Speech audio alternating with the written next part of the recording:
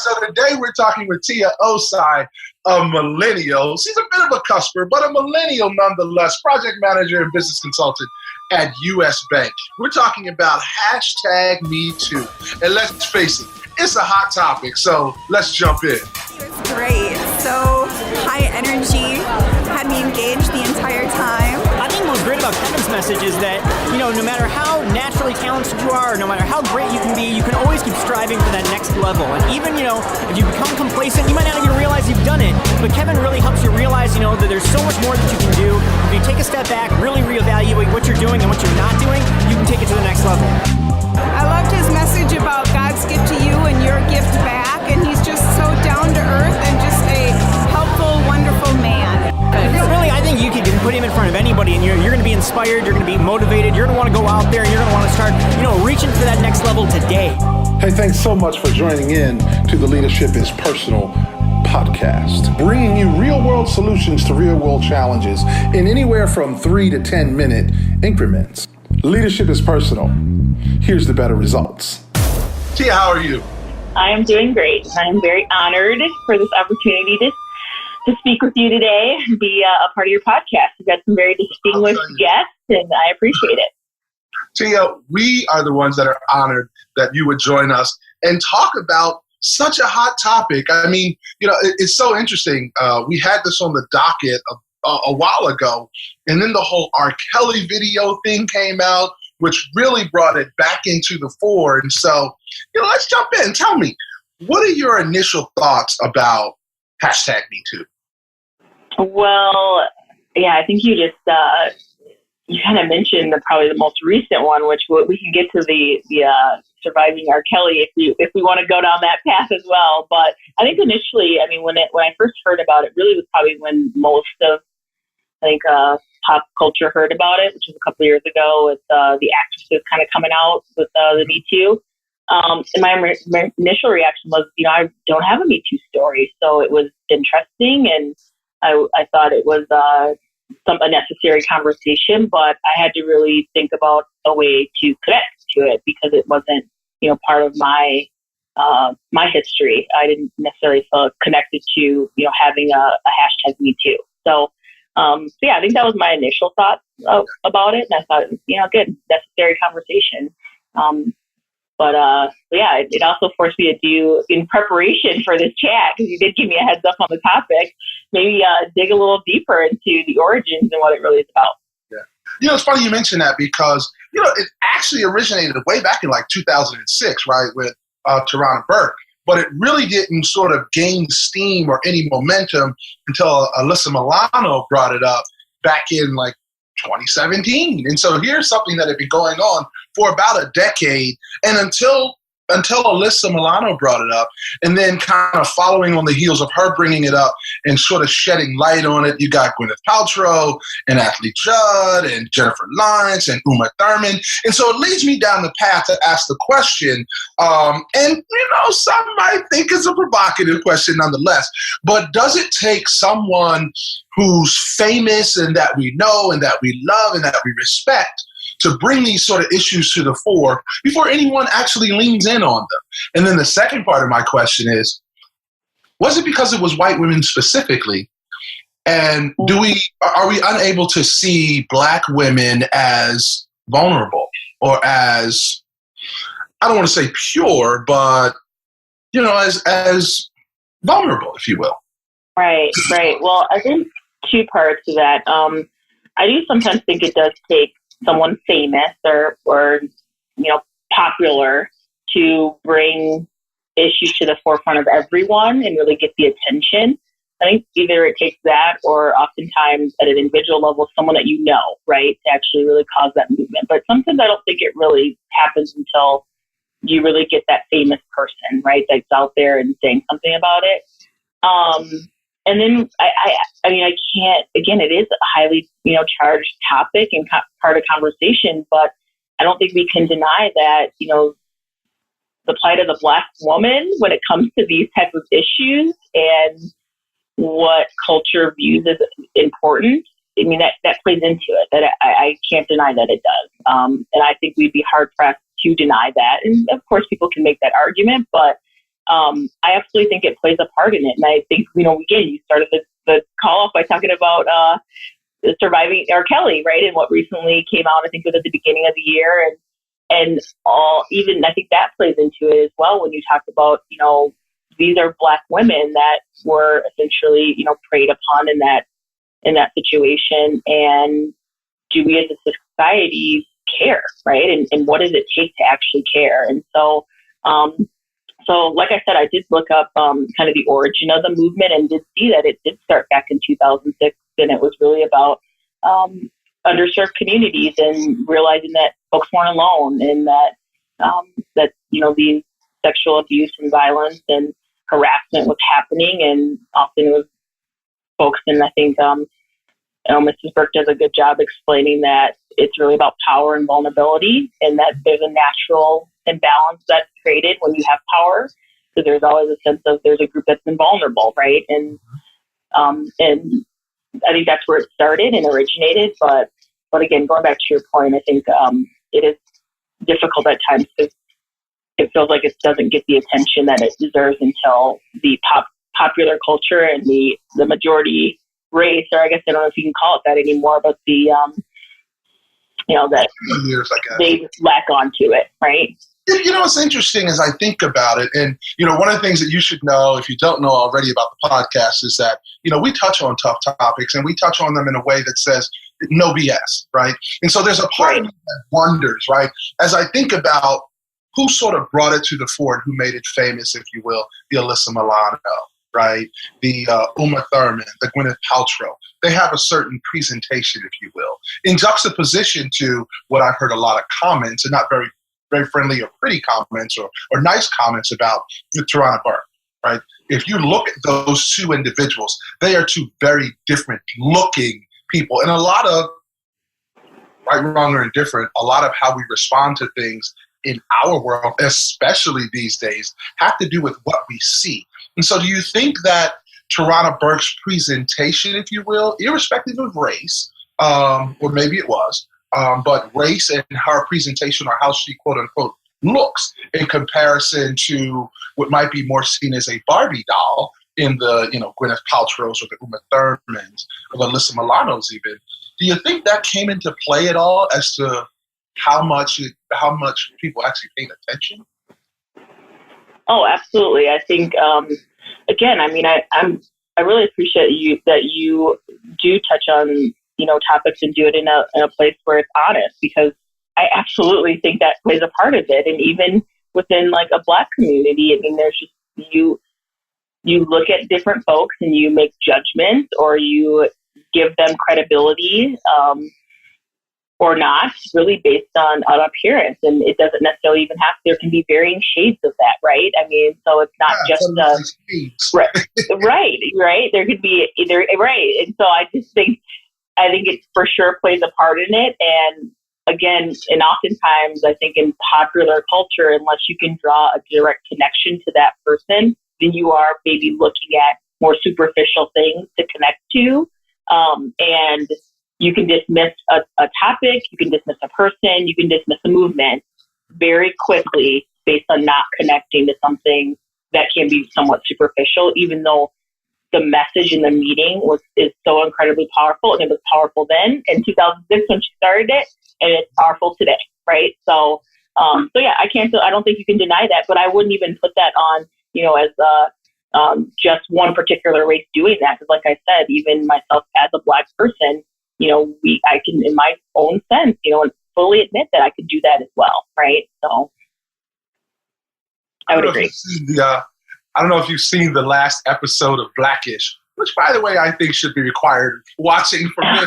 But I don't know if you've seen the last one where they talked about, sort of the differences in complexion. So being, quote unquote, color struck, if you will, and how that plays out, right? I mean, being dark skinned versus being someone who could pass the old fashioned paper bag test, right? And how that's one of the ills of the Black community, right? And not that we're going down this path of Blackness, but right.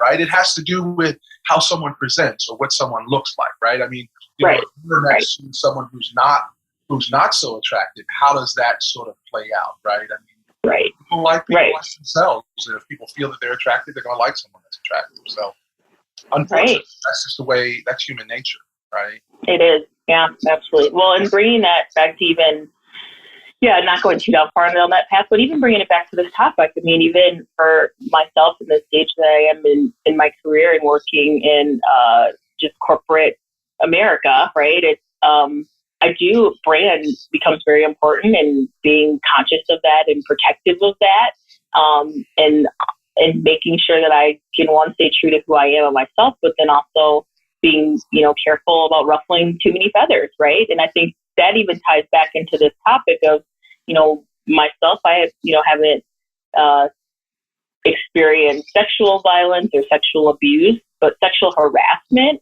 sometimes, I don't know, like maybe that has been part of it, and I'm somewhat numb to that.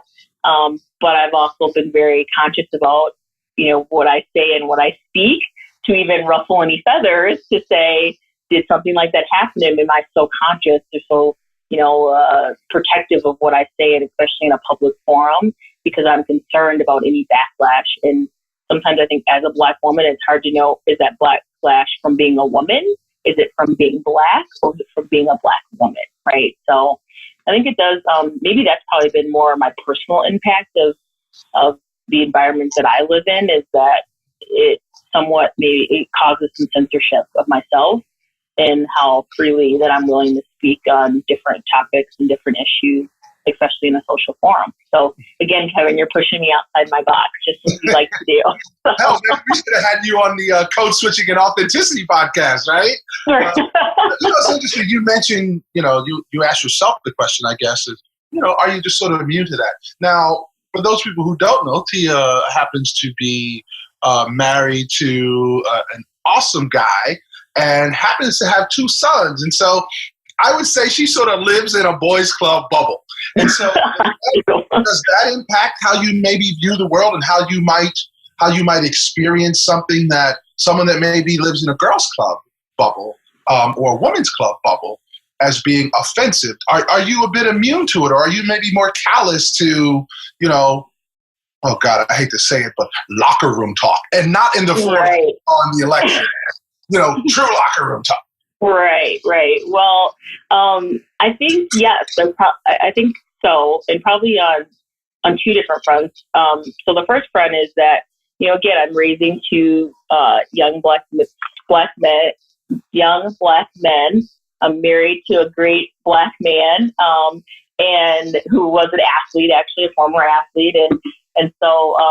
I mean, there's a lot of testosterone that flows through my house, and I realized even at a very young age that my children are, how early some of their things that they think is like funny and that they do, and that, again, I think that they just kind of are due really by, I don't know if you want to call it nature or nurture, but I'm exposed to that, right? So it makes me probably a little less sensitive to things that if I would guess if I had more females around, I would be. But I think on the other side of that, which I don't know if this is the direction you want to go, but I think on the other side of that too, it also makes me view, and for right or wrong, again, I'm being pretty honest and vulnerable in this moment, but on the other side of it, when I do hear different things, whether it be accusations or allegations, it also then makes me look at my own family members, right? And my husband and my 2 sons, and say, is there a vulnerable place in that too, with some of the what's kind of happening right now in culture, and calling out men and calling out situations? And is there a vulnerable place where, and what do I have to do to ensure that my own sons don't end up in a situation where, they really use some improper judgment and have blurred lines, right? Those lines should be clear. And so I think it also makes it hard on that front, if that makes sense, of just, how would I react, right? If there was an allegation, or if they, went in for a hug and was perceived as an improper touch, right? I mean, I don't know. Like those are the kind of things that I do in a very honest place, kind of think about when I even look at my own 2 kids. So as you should. I mean, we are hypersensitive nowadays in many instances. People are quick to call foul sometimes. again, depending on presentation.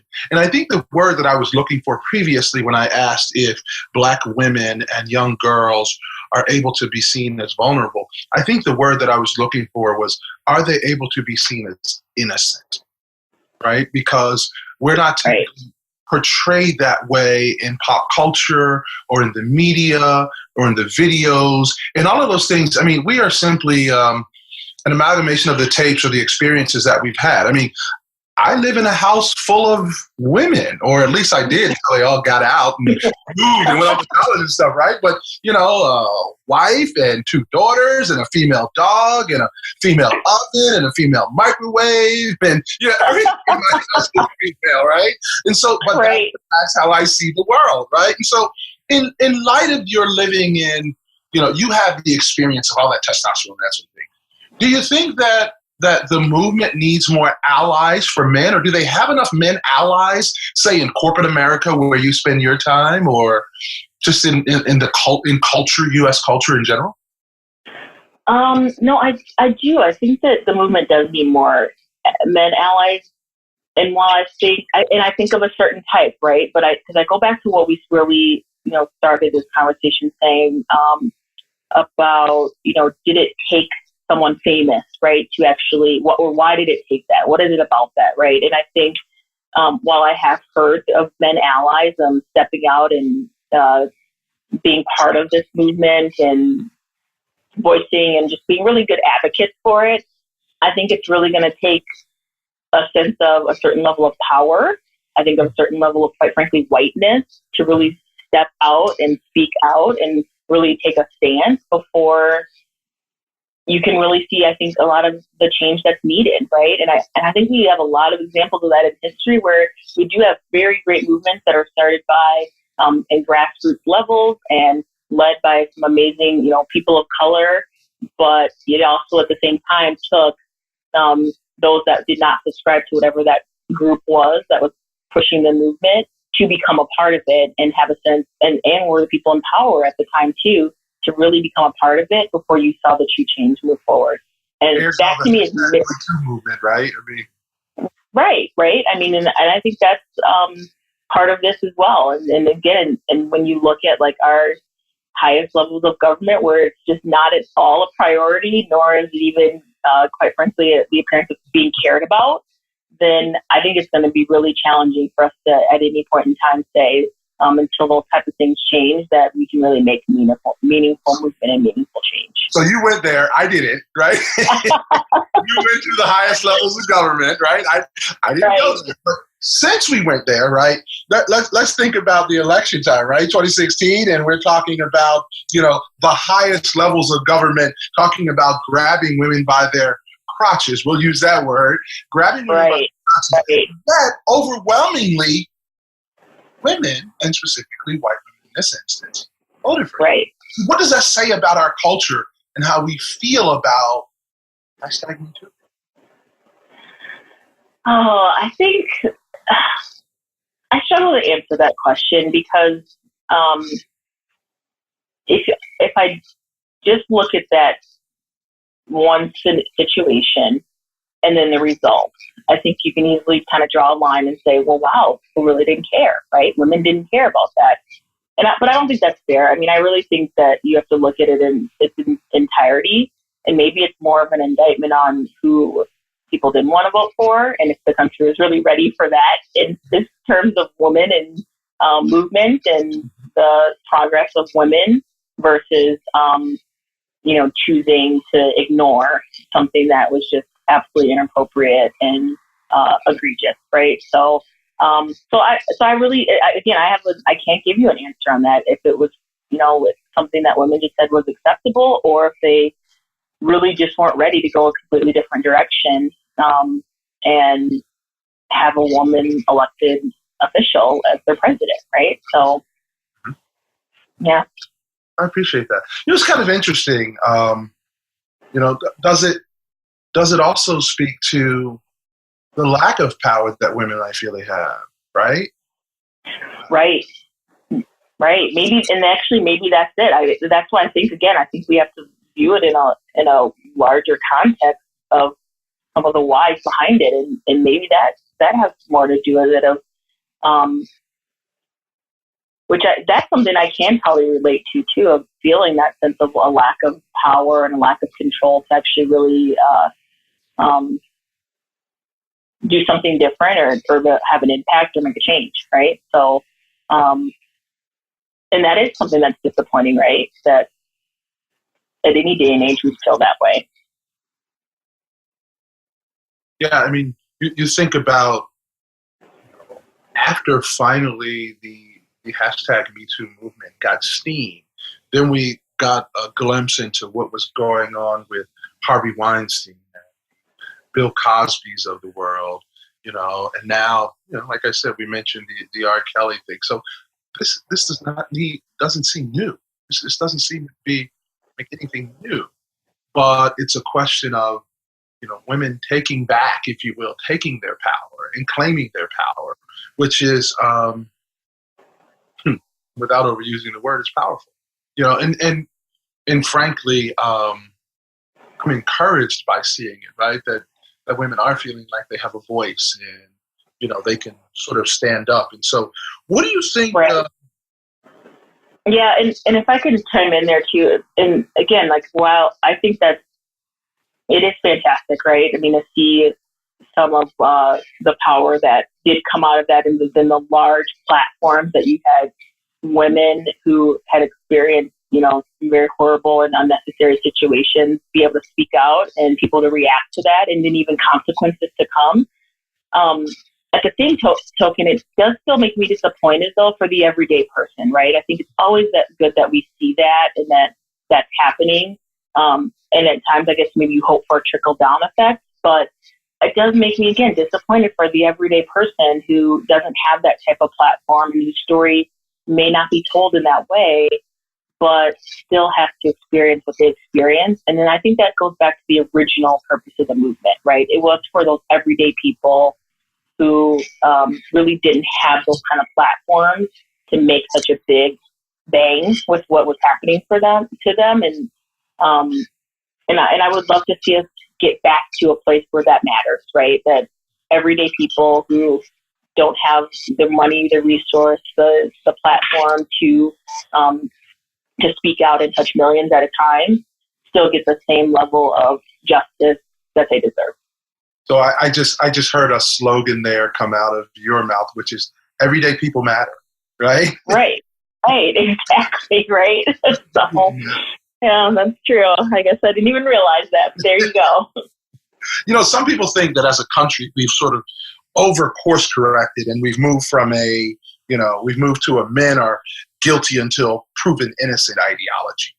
Do you think maybe, kind of course corrected too hard, going the other way? Yeah, that's a tough question too. I could get a lot of opinions thrown at me one way or the other. But because I think my hardcore feminist maybe wouldn't like my response. But I kind of do, and I think it goes back to my point about the fact that, selfishly, I have two young men, right? And I'm going to do, and my husband and I and our village is doing the absolute best possible job that we can, trying to raise them in a way that we truly believe that, they will be the best citizens, men of God, and just be productive members of society, right? We're doing and be respectful, and we're doing our best job we can. But no one's perfect, right? And I would hate to see them ever get caught up in a situation that maybe isn't fair. And as Black men, especially, that can happen. That's the reality, is that can happen. And so that does, again, like I said, from a self-coming, I hate to say maybe it's a selfish place. It does concern me that, are we being very hypersensitive on some instances, and not all instances. Like, let's not be wrong. There are just absolutely rights and wrongs in this world, and some things there's no excuse for. But are there times that we just decide to vilify someone because of an accusation that's made? And we've even seen before that sometimes those accusations aren't true, that it's made out of a place of hurt and anger, but the actual act wasn't committed, right? So And then what does that do? What is that impact of that person that accusation was made, especially if they're a Black male, right? What is the impact of that? So it's concerning to me. But at the same time, I mean, I'm one that's an optimist in general and eternally hopeful. And so, and I also pray. So my grandma says, if you're going to pray, then you don't need to worry. And if you're going to worry, then why did you bother praying? So I stick to that and just know that, you know, in the end, again, like I said, me and my village will do our best possible job. And I think that's what a lot of folks try to do. And you really believe that in the end that, you know, things will work out. We call that faith, right? Yes, we do. You know, it's interesting, though, because as much as I think about the notion of whether Black women can be seen as innocent, and I just got off the phone this morning with the sheriff's office because I'm doing some work with them.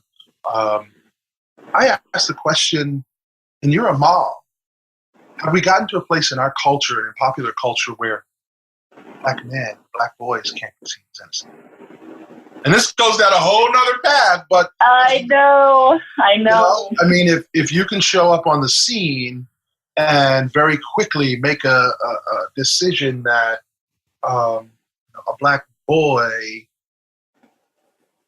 has to perish as a result of the interaction or the altercation, you know, have we gotten to a place where even Black boys can't be seen as innocent? Maybe that's another podcast, but I know that might be another podcast. It is very interesting, and I guess what I will say is, even, you know, with kind of current events type of topic, when this morning I was listening to, I like to listen to NPR, and then also happened to catch the news, and you had a young man who was videotaped in an altercation or a standoff, essentially, right, with a Native American individual.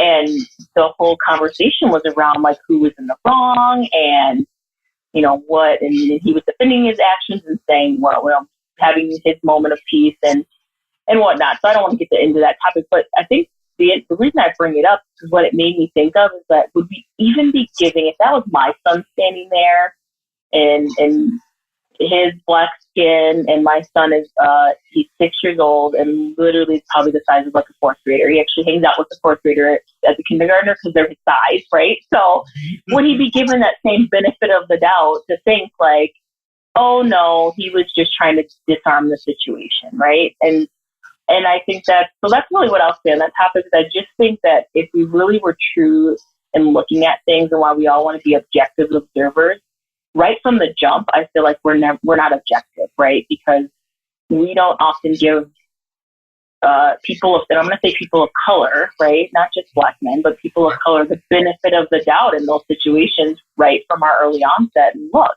and I think it's true of the topic that we're talking about today. But again, like you said, you could do a whole other podcast on that alone, right? Is there a perception of innocence, even from a child, that exists when they are a person of color? And I would argue that no. And it's, again, like something that is kind of scary as a mom and as an individual who knows the heart of the kids that I have, right? So it's tough. So this has been phenomenal. I'm really enjoying the perspective, and I'll just call you millennial. That's a nice way of saying what generation you're from, right? And you know, people have their own ideas about millennials, but I think it's valuable to get. As we think about women now moving into these positions of power, and this whole #MeToo movement is really about power, do you think that we'll begin to see where the pendulum will swing the other way, and this #MeToo movement will more begin to include men receiving this sort of harassment, if you will, from women of power? How do you think that'll happen? Well, I don't think men have ever been fully exempt, right, from harassment. I mean, I think it happens. You just probably don't hear about it as much, and it probably actually still is a little bit less talked about. And it's not as maybe in the norm or as normalized as we see it for women. So I think it happens today, right? And I think that it's just is maybe going to take more, right, until we hear about it more and then feel more comfortable speaking about it, right? But there's probably a lot to unpack even on that. But I don't know. I mean, I think that it will be interesting to see women, what stance they take, because I've seen women who've taken their leadership roles and platforms and really tried to focus on advancing, some of these topics, right, along with doing whatever high-powered job they have and responsibilities they have. But then I've also seen women in leadership who've taken a different approach and really almost gone quiet to some of these topics and said, hey, I'm here to do a job that's going to focus on. That's what a man would do, so that's what I'm going to do too, right? So, and I wonder which one you'll see more of, but I also wonder too that if the women take that approach of, hey, this is my job, I'm doing my job, and I'm going to stay away from any other topics, and just focus on that. If they take that approach too, because of a sense of realizing still the vulnerable point they are in, even being in a position of power, to how quickly that power can be removed if you still have male-dominated industries that say they're not ready, right? They're not ready to even go there, ruffling too many feathers or having too many conversations. So I don't know the answer to that yet, because again, I see both forms of leadership now, even with a lot more women taking on leadership in C-suite roles, even in my industry. But it's still so male-dominant that I just am not seeing where that pendulum's going to finally land. Well, Harshman said you should be ashamed to die until you've won a victory for mankind. So for those women that move into these powers and opt not to say anything, I think that's not necessarily shown as leadership. I would also say kudos to, Alyssa Milano and Gwyneth Paltrow and Jennifer Lawrence and Uma Thurman for stepping forward, right? Because everybody has put themselves out there. And so, the last question that I will ask you, Tia, is from where you sit, from your perch, as someone with a phenomenal future and trajectory ahead of her, and someone who, frankly, executives give a lot of credence to how you think and what you think about issues. In light of our conversation, what would you say to our listeners who are senior executives, who are CEOs, who do want the perspective of, say, millennials and women of color around this whole movement? What advice would you give them? Well, I think, I think that is to be authentic in your approach to really seeking out that advice and wanting to make meaningful change when it comes to inclusion of women, inclusion of people of color, and in generations, right? And what I mean by that is, I think a lot of times companies do, especially larger corporations, put together really good plans and really good ideas on how to do that. And then sometimes pat themselves in the back for, some incremental changes. But I can go back to, what Burke said, and I think even most recently when she was giving us speeches, that movements aren't made in just a moment, right? It's accumulation of things over time. And so stopping at, we did a good job because we hired a woman executive, or we did a good job because we launched a program, right? It can't stop there. There has to be continual iteration. I also think making it personal, which you do a good job of that with your leadership, right? And what you talk about from a leadership standpoint is that leadership is personal. Well, I think these topics are personal too. And so not only looking at what's happening in the corporate environment and having those conversations with folks of all levels, and not just waiting for a report or something to bubble up, but actually truly having conversations at all levels of leadership with all different sorts of people is critically important. And then even taking it outside of just your work life in that corporate environment into what does it look like outside of work, right? Because it's one thing to just bring a perspective when you're inside the four walls of your office, but if you can take that outside of your work and see what it looks like more broadly, again, to me, that's where it becomes meaningful, because it's not just about checking a box at work, it becomes about a lifestyle. And then I also think, finally, the last thing I would say is that as we hire in more executive level folks, making sure that in today's changing society that we put as much emphasis on their emotional intelligence, their ability to empathize and connect, as we do with their proven track record of results. Because I think, if anything, we can say from these very high-profile situations is that no matter how talented you are, if you do get yourself kind of caught up in a certain situation, that's not going to matter, right? And I don't think any corporation and the brands that they work to build wants to be tied to a situation where they are perceived a certain way because of the acts of an individual. But the only way to do that is to make sure that in the hiring process, and when you're bringing that person in, that you really assess those type of traits and make sure that's not part of who they are. And to me, the best way to do that is not just to look at results, but look at the person.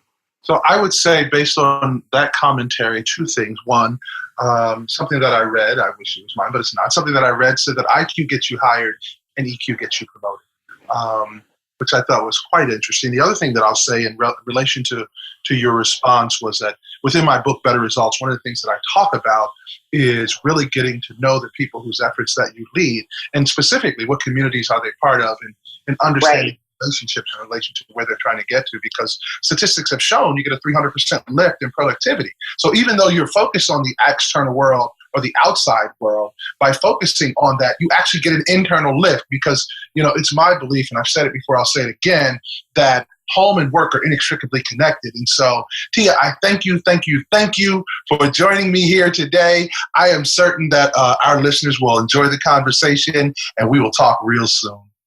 Absolutely. Thank you so much, Mr. Kevin Wright, and I appreciate being here. If you join us here each and every week, you'll get a tidbit of information and insight that'll help you be the best version of yourself. Come back next week. Be sure to join us on Facebook within the Facebook group. Check us out on Twitter and on Instagram. Kevin D. Wright. Look us up. Check us out. Link to us online.